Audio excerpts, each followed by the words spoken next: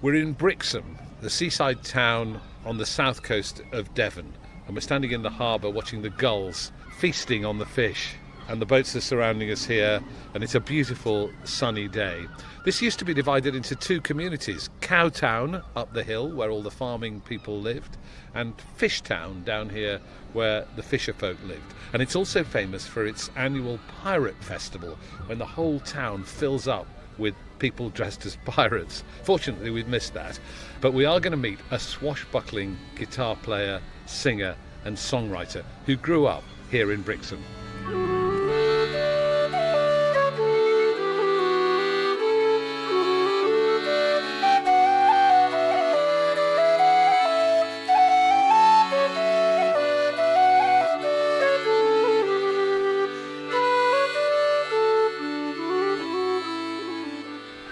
The first thing you notice about John Smith is his beard and his swept-up hairdo. The second is his sheer brilliance as a guitarist, a talent which has made him much in demand as a collaborator from leading artists like David Gray, Leanne La Havas and Joan Baez, to name but a few. The third thing you notice is his distinctive voice, once described as honey on gravel. And the fourth is the haunting, beautiful songwriting that he produces. John grew up here in Brixham, and he's back here today to show us some of his old haunts. John, lovely to see you. Good to see you. Thanks very much for coming to meet us. Pleasure. Is it your first time here? It's my first time in Brixham, definitely, yeah. Come June, July, August, this place will be heaving. You'll barely be able to move on the harbour. So you grew up here. You came here when you were 4, I think.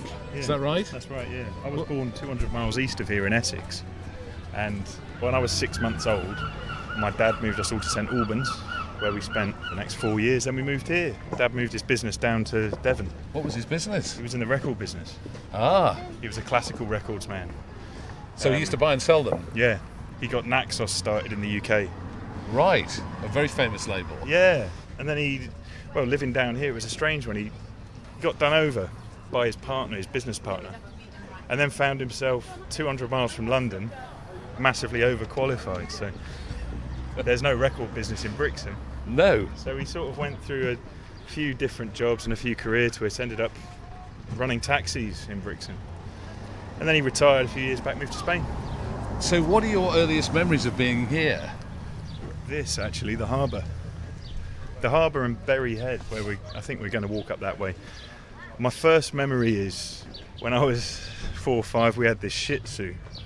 And the first time she saw a cowpat, not living in a city, she just stuck her whole head in it.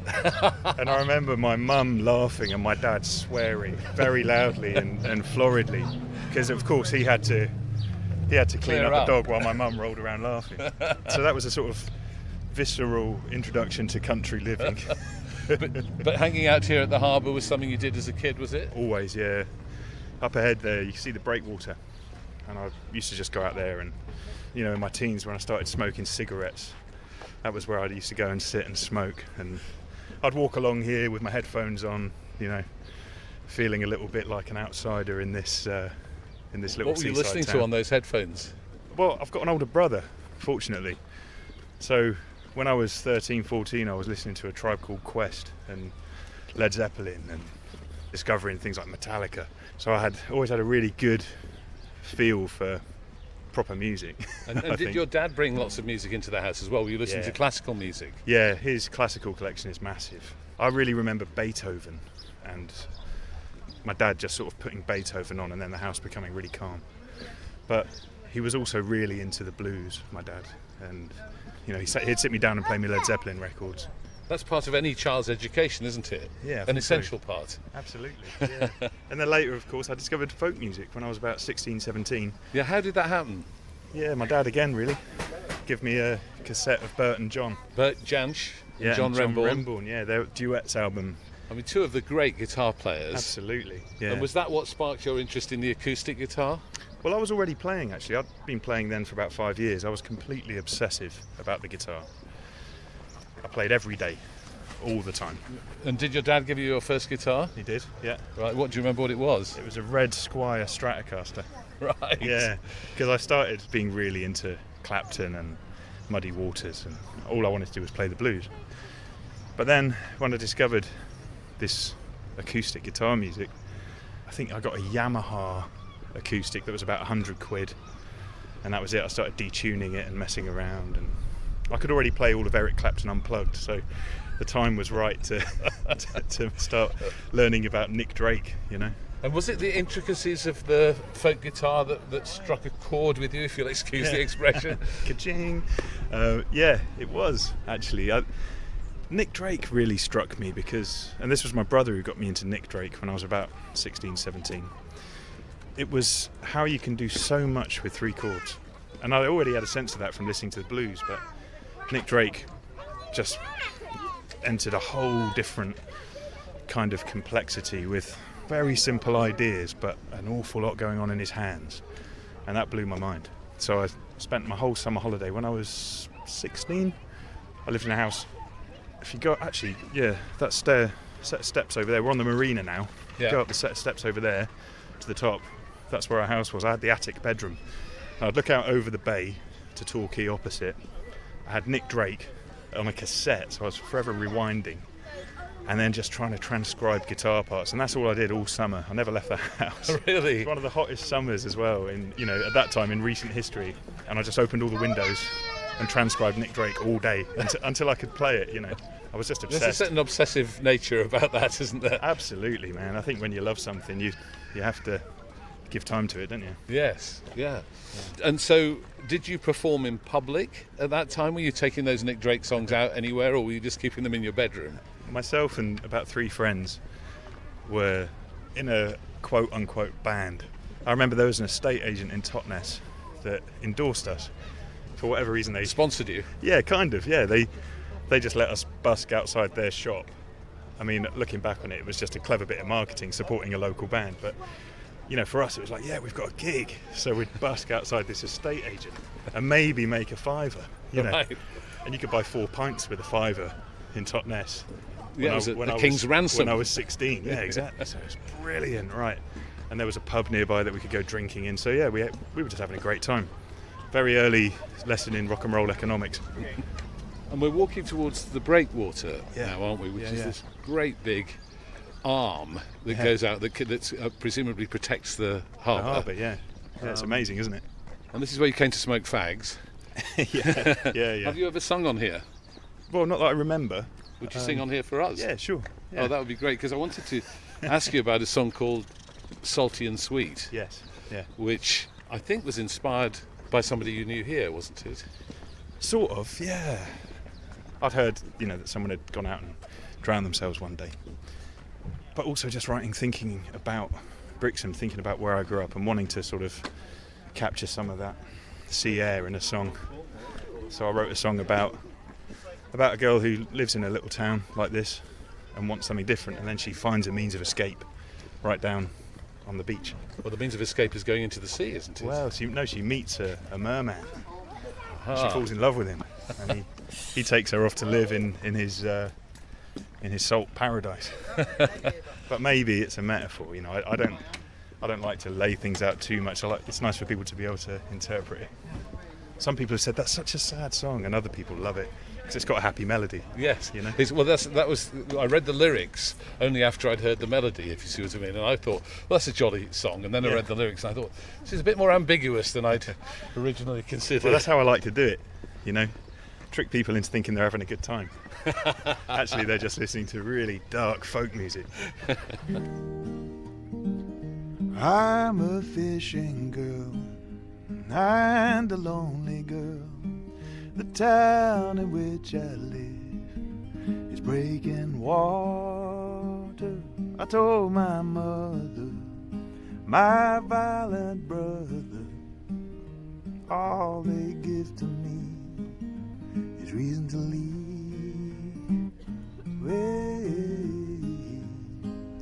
Yeah.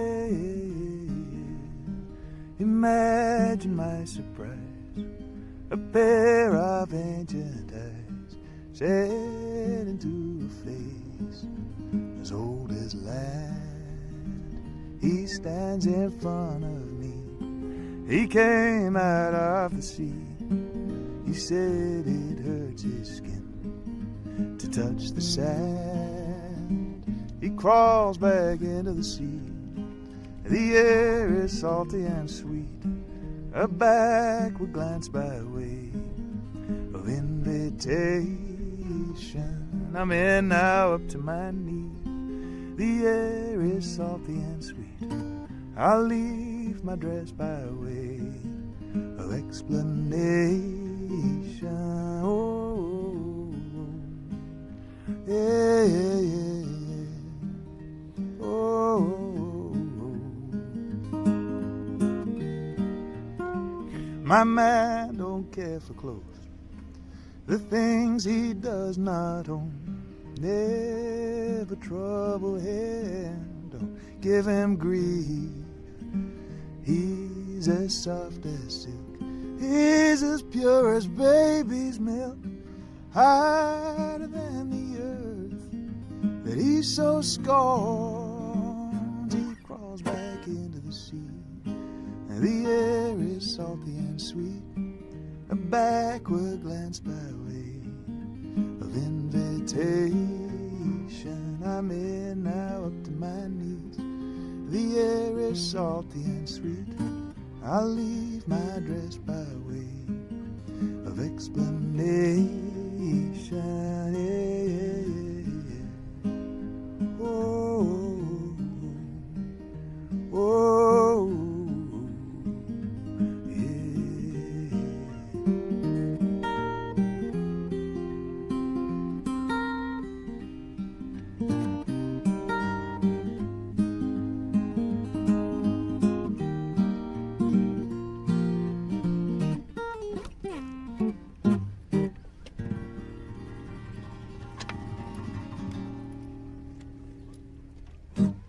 Thank you. Yeah. That's the first time you've ever played it with a water skier going past behind you. That's I knew there was something special going on.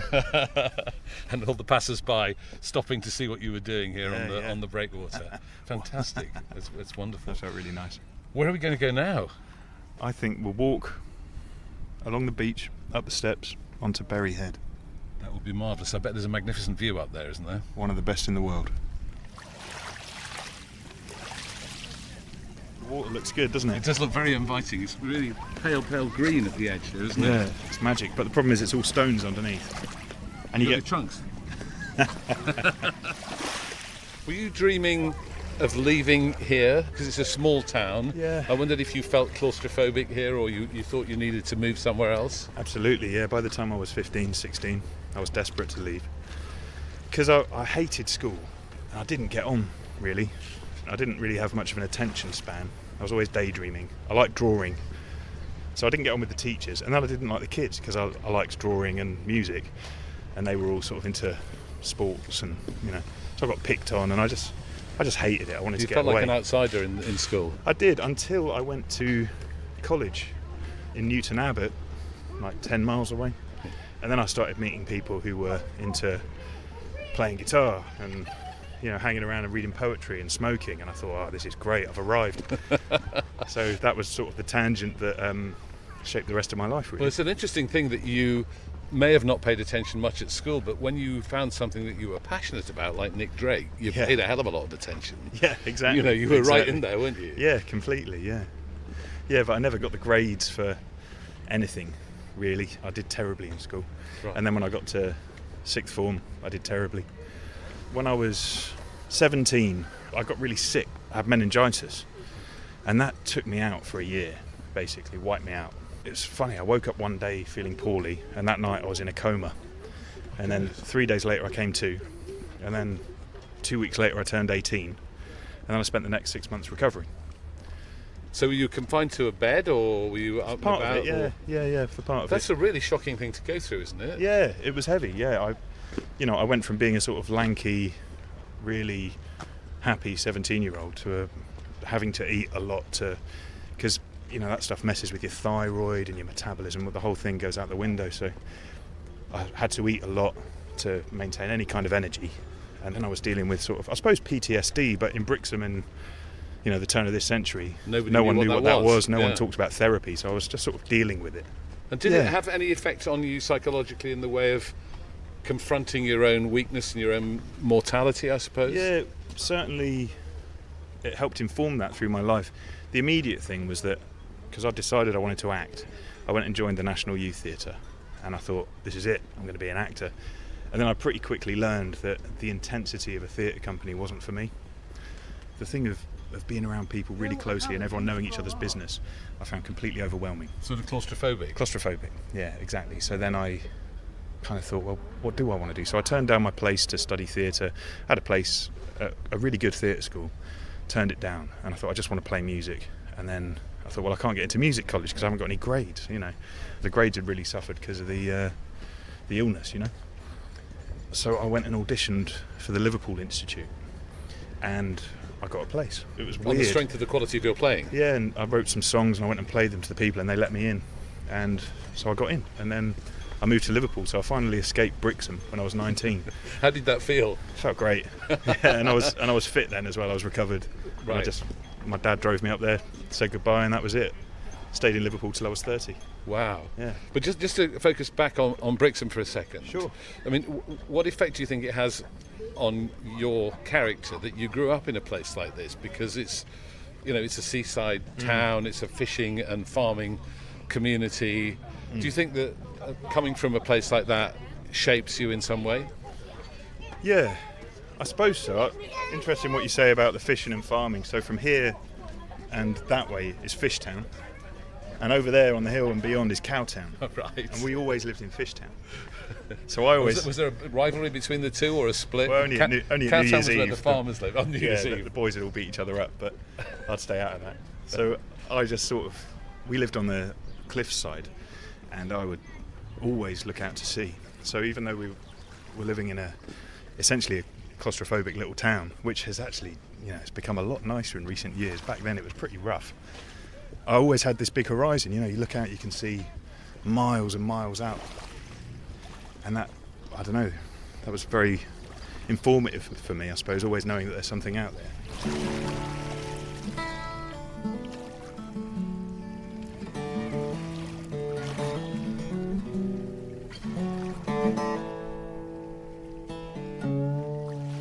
So we got you to Liverpool. I want to just understand a little bit more about folk music, though, and why folk music struck you so powerfully. Traditional music, it really does move me because it's storytelling and it resonates down through the centuries. But of course there's a lot of it that I don't really care for, and a lot of the time, you know, I can hear a folk song and just not get it at all. But I think that's like any song. I love pop music, but half of it doesn't speak to me at all. So it's... But you went back to the folk tradition for your latest album, didn't you? I did. You recorded yeah. 6 traditional songs, which I think lots of them have been part of your repertoire live, haven't they? I've always played Lord Franklin. I love songs about the sea, as you can tell. And there are a few others like Master Kilby that I first came across in Liverpool actually, and then started playing it immediately. So I was already playing that for about 10 years. And then a few others that my producer Sam Lakeman introduced me to. You know, I'd never heard Hares on the Mountain until we started talking about this record, and he just played me a couple of versions of that song, and I couldn't shake it. I had to learn That's it. a song from Somerset, where you now live. Apparently, you live in Frome now, don't you? Yeah, Cecil Sharp found that song in Somerset, apparently. And why did you react to that song, do you think? Because it's a strange little pagan metaphor, you know, shape-shifting. If all the girls were hares on the mountain, yeah. If all the men were hares on the mountain, Yeah. How many young girls would take guns and go hunting? It's beautiful. And it's really, you know, it's sweet, but it's dark too. Yeah, it just completely speaks to me, that song. I really like it. And it's a lovely melody, and all of the folk songs, bar one, are in dadgad tuning. And that song, this is one for the guitar geeks out there, is played in A minor shapes in dadgad. And that's a really interesting mode on the guitar, because you get all these weird hanging notes, weird sustained chords that are very easy to reach, and the song kind of plays itself. Sally, my darling, I wish I could wed you. Sally, my darling, I wish I could wed you. She smiled and replied, then you'd say I misled you. Young girls could sing like blackbirds and thrushes, girls could sing like blackbirds and thrushes, how many young men would go beating the bushes?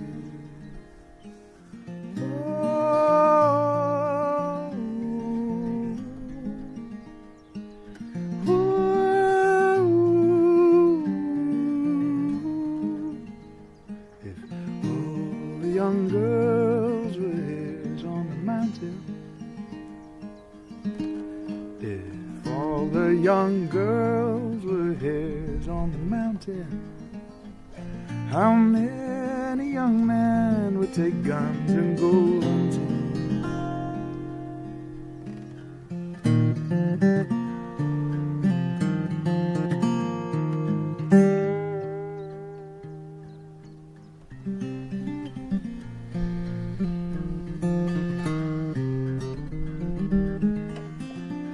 Well, Sally, Sally, it's you I'd be kissing. Sally, Sally, it's you I'd be kissing. She smiled and replied, you don't know what you're missing. If young men could swim like ducks on the water, if young men could swim like ducks on the water, how many young girls would undress and dive after? Whoa, whoa.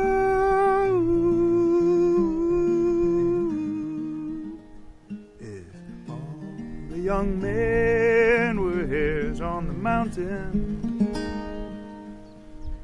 if all the young men were hares on the mountain, how many young girls would take guns and go hunting?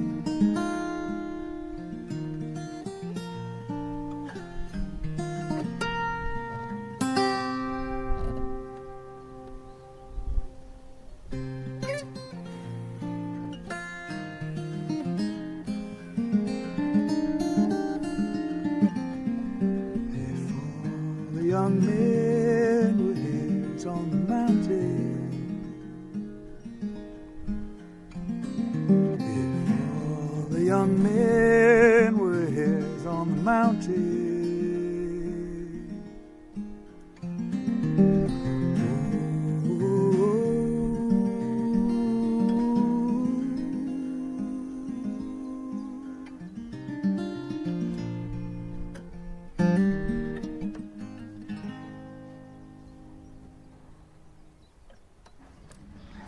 So we're going to go up those steps. Yeah, we couldn't be in Brixham and not go up some steep steps.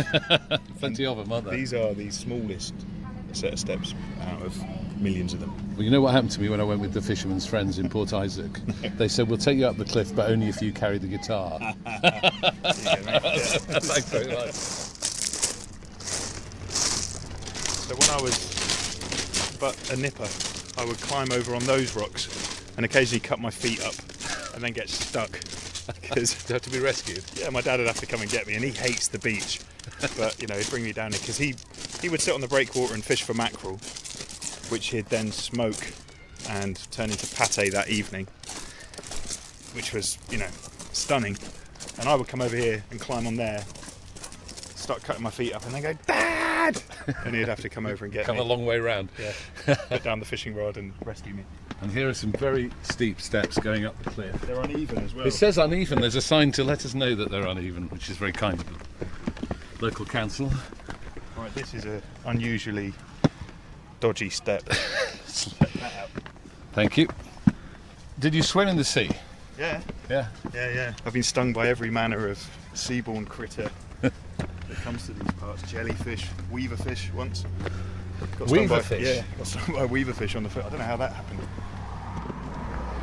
So we're just going to go down the road here Yeah. at the top of the steps. In my teens, I worked at the hotel at the end of this road, pulling pints and whatnot. So I've walked along this road every day and then back every night. And I haven't walked down here since. Were you a good barman? I was an excellent barman. Yeah, but I was a terrible staff member. Why? I think I have a problem with authority, Matthew. No, you surprise me. I hate being told what to do, always have. And I've been either fired or enthusiastically let go of most jobs. What other jobs have you done? Well, when I was in uni, to support myself, I was a barman, I was a car park attendant, I worked in an Indian supermarket. My favourite job was in a comic book shop, because I love comic books. So I worked in a Forbidden Planet, and Well, that must have been like heaven, wasn't it? it was heaven. And you know what, the guys there were really nice. Not a trace of authority about them. They were just comic book geeks who enjoyed hanging out and occasionally stacking shelves. Do you have favourite comic books? Yeah, I'm a terrible nerd for Batman. Right. Love it. And I got my daughter a Batman costume, which she loves. You know? Hang on a second, we're going past, somebody's cutting the hedge. So I'm picturing a big pile of Batman comics at home, is that right? Yeah, she's got a pretty good inheritance in Batman comics, if nothing else. How many have you got? Oh, I used to have thousands, but I've moved house, I think 27 times at the last count. So you have to let go of things, and comic books and vinyl are the heaviest. So now my collections of each are fairly thin. We lived in two different houses on this terrace, actually. So This one here? yeah, if you look up where the scaffolding is there, in that house, that's where I would have looked out the window across the bay and with Nick Drake playing in the background. Yeah. How does it feel to be back here? It feels really strange, actually. When I left here, I was sick of it. And now I'm back and I'm thinking, God, this is quite nice. It'd be quite nice to live here. It's funny, isn't it? Place can really just bring it all up. Yeah. So 3 doors down, we lived in that house as well. So did you move quite a lot around the town? Yeah, we lived in 7 different houses in Brixham. Right. Just kept moving. Why was that? I think, at one point we didn't have any money, so we just had to keep moving. And then I think we moved in that house. Things started going well again. We liked that house. The next one down? Yeah. And then I think my dad liked the one 3 doors down even more. So he sold that when I got that one. And then that's just stayed with me. I lived in 10 different places in Liverpool, 3 different places in Brighton. We just... So you like to keep moving, do you? Yeah. So many people have this connection to a place, like they're from somewhere and they're still there and they know what it is, and through that they know a bit about who they are. And I don't have that. I sort of envy it. Can't really imagine it. And you said about the vinyl collection. Is that still quite substantial, or have you had to do the Marie Kondo? Have you had to go through it and see which records spark joy? Oh, yeah. I think if you're going to own a record, it should spark something. I'm forever going through and just getting rid of stuff. I do that with everything I own. My aim is to own as little as possible, really. A minimalist life? Yeah. Right. I'm always kind of shooting for that. Right. I'm the same with the way I make records these days. If it doesn't need to be on there, I chop it off.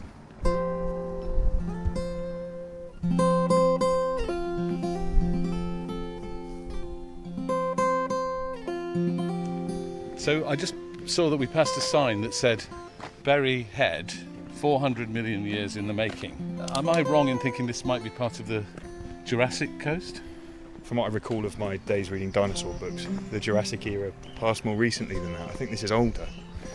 And Brixham itself is the site of lots of interesting discoveries. Like they found a saber-toothed tiger in the cavern underneath our house.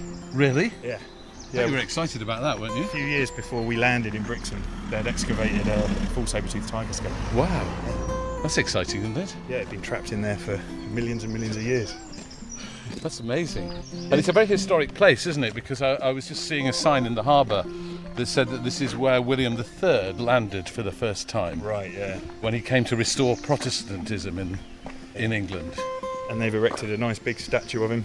The Brixham Harbour's had quite a bit of history. The Golden Hind is there. Francis Drake's ship, right? Well, it's the ship that he went around the world in. One of only 2 replicas in the UK. Right. Getting educated on my hometown here, folks.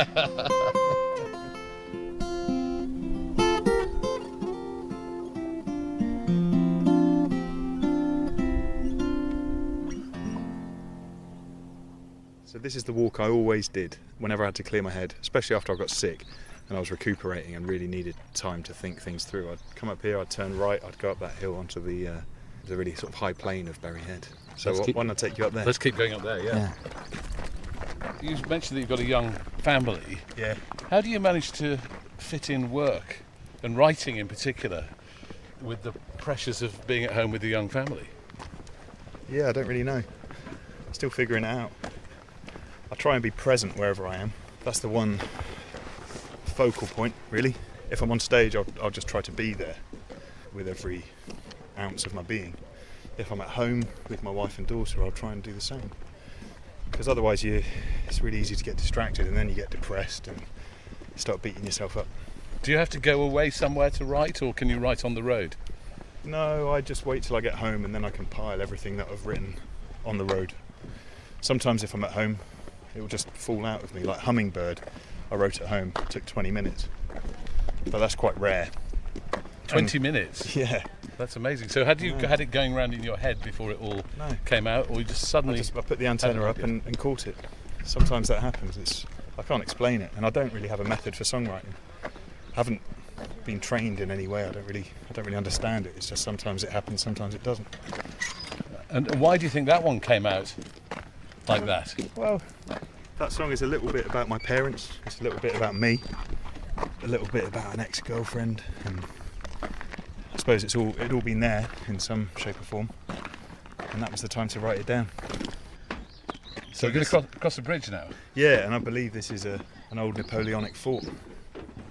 Yeah, there's quite a substantial wall there, isn't there, with the top knocked off it, and some ruins on the right. Yeah, perfect hide and seek arena, this.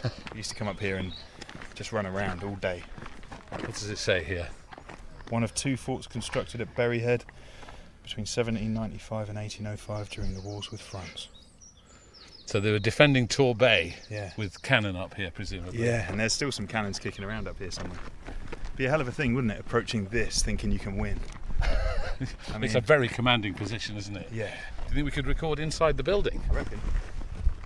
A building which has obviously had a sloping roof, which has disappeared completely, but very, very powerful stone lintel over the top, and thick walls. It must be about a metre thick, these walls, and then it's lined with brick inside.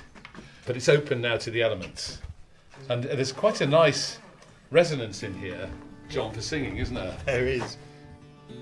When I met her, she was just engaged. I was only 23. Left right when I said hello. I pursued her in my dreams. When I found the courage to speak more than a word, she's dressed in green and wild as night, all like a hummingbird.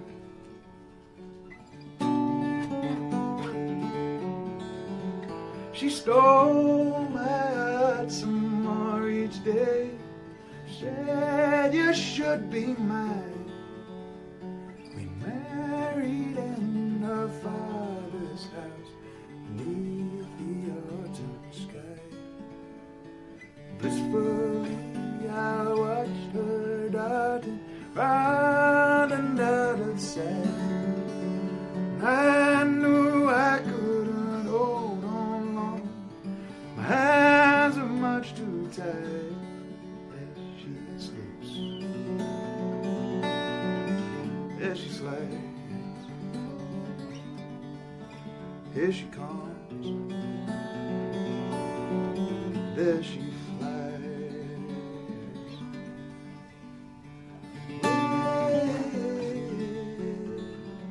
She said she'd travel by my side unless death had do us part. We're in that crowded city street where stopped her beating heart.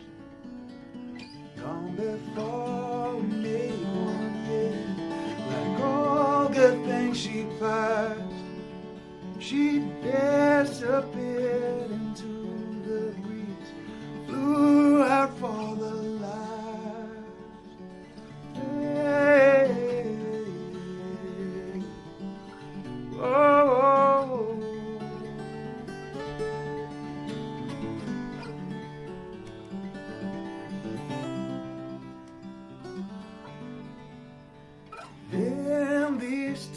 times of constant change. I've been holding on for you. You're the one whose affections I still crave, the one my world clings to. Yeah, these words of mine escape my mouth, travel without bounds, up through the clouds, out into space. They run devotion sounds, I can hear them now.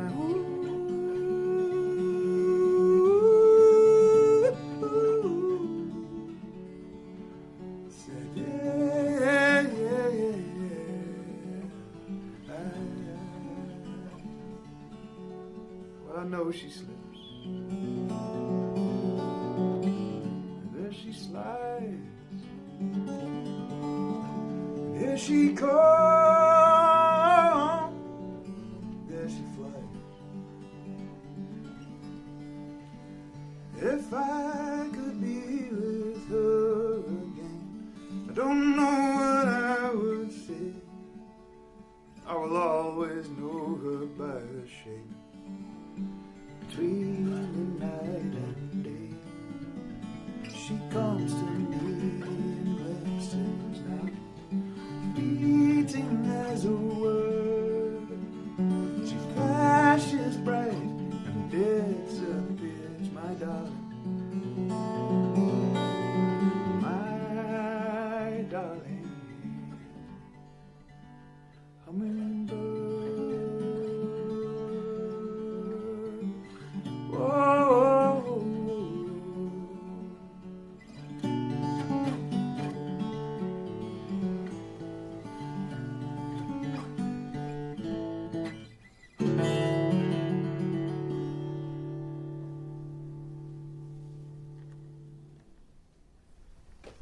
Well, that's a pretty astonishing 20 minutes work. It's an amazing thing that you say it took 20 minutes to just emerge. Can you just describe how that happened? I mean, were you fiddling on the guitar and then the words came into your head, or? I really like that chord, which is it's a minor 6 in that tuning, and I just and then it was there, and I went, whoa. I thought, oh, that's nice, and then it started writing it, and it happened. Same thing happened with Salty and Sweet, and another song of mine, Far Too Good. They all just took a minute, and then they were done. It's the only times it's ever happened. I must say, I was really relieved to hear you say that you've got a happy family now and so on, because when I listened to your songs, I was really worried about your love life. You know, you write a lot about unrequited love or people that were lost and things like that. Did you have a lot of experiences like that that have inspired those songs? Yeah, I think so. You went through a lot of heartbreak? Yeah, certainly before I got married, I think I was a sucker for it, you know. Part of me enjoyed it. A romantic? Yeah, absolutely. And, you know, falling in love and then being heartbroken doesn't put you off falling in love and being heartbroken again, does it? It's like this, one of the best things about being alive. And for an artist, of course, it's a rich seam of material as poets and writers and musicians have found throughout history, haven't they? Absolutely, yeah. When you're going through it, do you think, oh, this will be one for a song?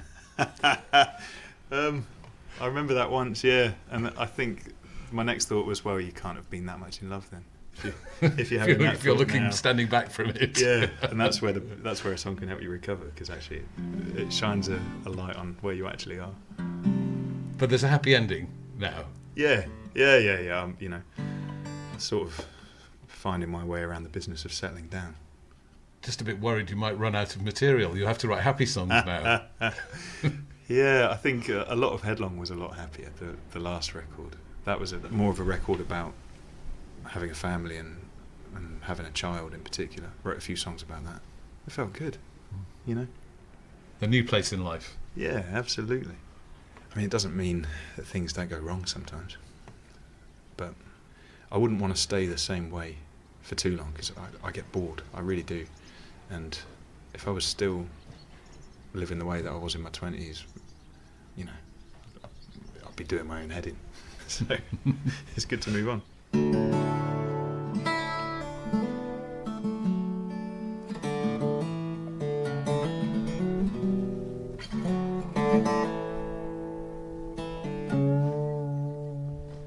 Best view in the whole of England is just up here. What about 100 yards from here? About 100 yards up where that pole is. I mean, England is a beautiful place, but I like this. This is my favourite view.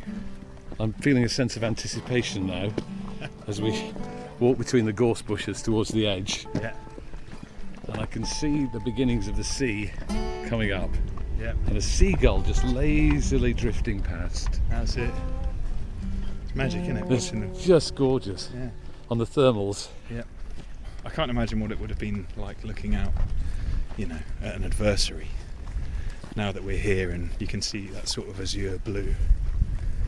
Can't imagine anything more peaceful here. It really is gorgeous, but you can imagine a fleet of Spaniards coming around the corner, or French Yeah. men of war, Yeah. and the cannons opening up. Would have been a scary place, wouldn't it? It would. And the cliffs down that side I'm really fond of. We'll get over there in a second because they're really jagged and foreboding. And then over this way, you've got perfect Devonshire, you know, rolling hills. St Mary's Bay. See where there's a little inlet down there? Yes. Where there's a beach, that's St Mary's Bay. Got stung by a jellyfish there.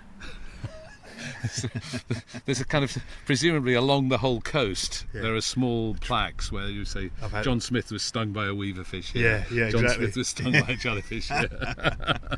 They think, which one? Which John Smith was that? which jellyfish was that? But it feels quite inviting, that sea, doesn't it? It feels like, although it would be suicide, I'm sure, to dive off this height of cliff, Absolutely. it does feel tempting. Well, there are a few areas where you can jump. There's a jump not far from here called Devil's Drop, which is about 90 feet. That it's all the way down. If you go between the rocks, you can land in deep water. But I wouldn't be doing that these days. No, it's a good job I left my trunks at home. I was always interested in how you see the horizon of the sea. Almost now, in fact, it's sort of, the horizon is indistinct. It becomes one with the sky, and there's a weird magical fold there that is neither sea nor sky, and I've always been fascinated by that. I would just come out onto these cliffs and look at that all day. You have a song called Save My Life. Yeah. Will you tell us about that and then maybe sing it for us here? Yeah, sure. When I was writing songs for Headlong, I came across this one right at the end of the whole process. Great thing about working with a producer is they're a great sounding board, you know. And Sam Lakeman, he said, take that verse and why don't you make a song of that? And it's really nice. And I went away and I wrestled with it, you know, for a couple of weeks. And this song came out of it. And this is a song about just redeeming powers of love, you know. And it's about infatuation and looking for something bigger than yourself in someone else. It would be wonderful to hear it in this spectacular setting. Yeah. I'm going to sit a little bit away from the cliff edge though. Yes, please do. Perhaps I'd rather be alone, see my friends and loved ones just a moment at a time, in some wild abandoned world my own. Nothing to do but think of what's becoming my life. I'm getting fat and old. The powers that be have killed in me, the pipe that used to hold, and my lover's growing cold. The booze, it says, and I believe it. Even if I'm crumbling, I can cope. Oh, when I ain't coming down to this hole I call a home. Take off your dress, baby, bless my soul. Come on and lift me up, that little place on high. Shake off your dress, baby, save my life. Hindsight shone the wonder across my eye. I see the roads down which I could live a dozen lives. Tell myself what little lie I could have made it work. I just need a little time. Oh, when I ain't coming down this hole I call a home. Take off your dress, babe, bless my soul.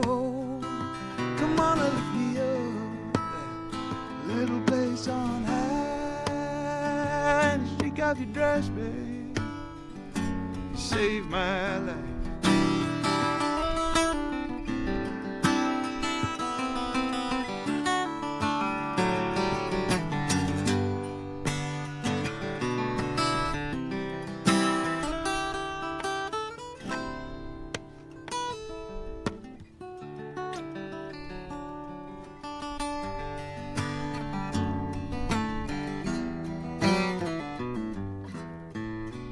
Working hard to believe it, looking for the way to go forward, head on high. It doesn't hurt to try. Oh, when I ain't coming down to this hole I call a home. Take off your dress, babe, bless my soul. Come on and lift me up, little place on high. And you shake off your dress, babe, you saved my life. John, that was fantastic and really moving.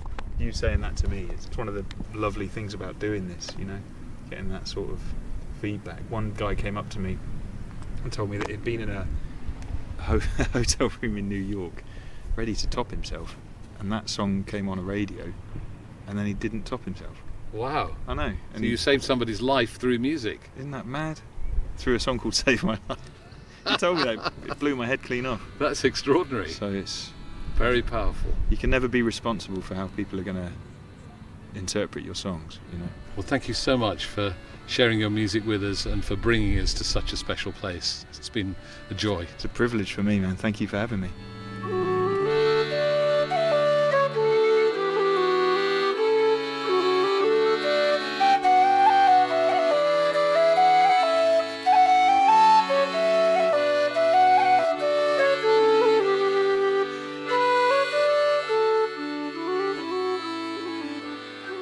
John Smith in Brixham. Well, if you've enjoyed this episode, please subscribe or follow us to make sure you get all our episodes as soon as they're launched. And please rate and review us so others can find us. If you'd like to make a small monthly donation to help us produce more wonderful episodes, you can become a patron by going to folkonfoot.com and clicking on Support Us. We'd really appreciate it if you did. There are 5 other episodes in Season 3 of Folk on Foot, featuring the Unthanks on the Northumberland coast, the Lost Words Spell Songs with Jackie Morris and Beth Porter in Pembrokeshire, Martin Simpson in Scunthorpe, Lisa Knapp in Tooting, and Duncan Chisholm at Sandwood Bay.